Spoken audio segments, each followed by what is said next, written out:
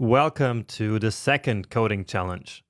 And in this one, you're going to test your knowledge of the if-else statement that we just learned about. So this coding challenge number 2 will basically improve the first challenge. So we're still going to be using the BMI example, but we are going to print a nice output to the console. And this output is going to tell us who has the higher BMI. So the output message can be either Mark's BMI is higher than John's, or John's BMI is higher than Mark's. So that's the first part. And then as a second part, use a template string to include the actual BMI values in the outputs. Okay, and as you can guess, you should probably use an if-else statement to complete this challenge, right? So pause the video now, and I see you in a second. All right. Again, I hope that you managed to do this. So let me show you how I did it. So let's start by getting this code from the other challenge. So coding challenge number 1, because of course we don't have to repeat the same code. So here we have the mass and the height of both John and Mark. And we already have their BMIs calculated. We also have this condition here basically already. So this operation here already tells us whether Mark has a higher BMI or not, right? So let's get rid of this. And so let's write our if-else statement. So if BMI Mark is greater than BMI John, and here we could have just used this variable, right? So we could have written Mark higher BMI right here. But as I said in the previous lecture, it's actually more common to write the condition directly in here. So let's get rid of this variable here.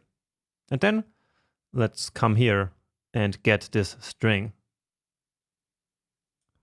that we want to then log to the console.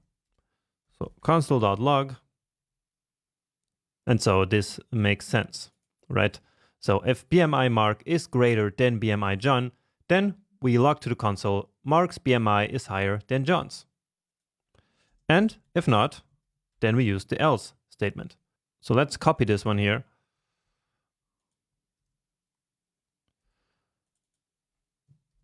So in this case, John's BMI is higher than Mark's. And actually, let's log both of them to the console here first, just so we see if our if-else statement is working as expected. So BMI Mark and BMI John. And as you see here, the VS Code auto-completion is pretty smart.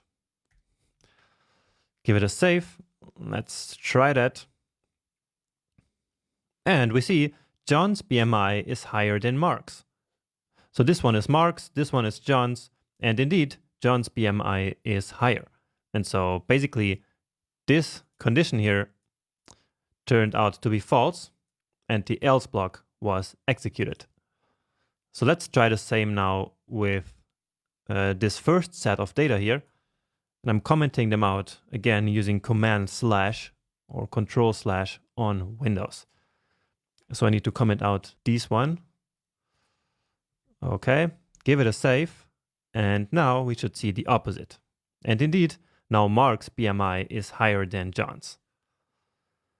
So that is part 1, right?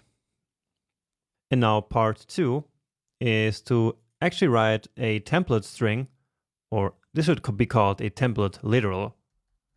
We just fixed that. So we should use a template literal to include the actual BMI values. So like this here between parentheses. So let's do that. And so we're going to transform this to backticks.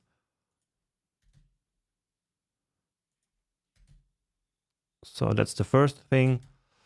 And then let's see the template again. Okay, so after the BMI, we include the parentheses. And then in the parentheses is where we want the actual value.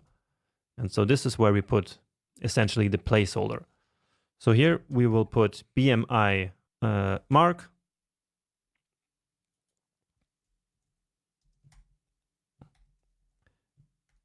And here BMI John. Right, and now let's just copy this to make it a bit faster. Mark, and then here John. Okay, let's see. And yeah, that works just fine. Cool. So with this, we solved the challenge. And again, if you did it in a slightly different way, don't worry at all. That's completely normal, and it's actually a good thing. It means that you're basically finding your own style of coding, which is really a good thing. So don't worry about that. What matters is that you actually used an if-else statement. That was, of course, mandatory. Otherwise, you couldn't have make this work at all. All right, so this was a lot of fun because we actually made our code do something now. I hope you can really feel that as well.